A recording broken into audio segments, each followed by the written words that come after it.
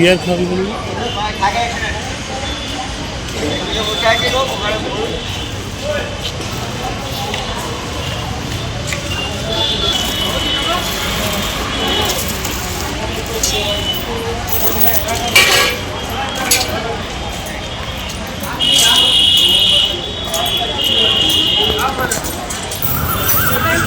अभी निकले हैं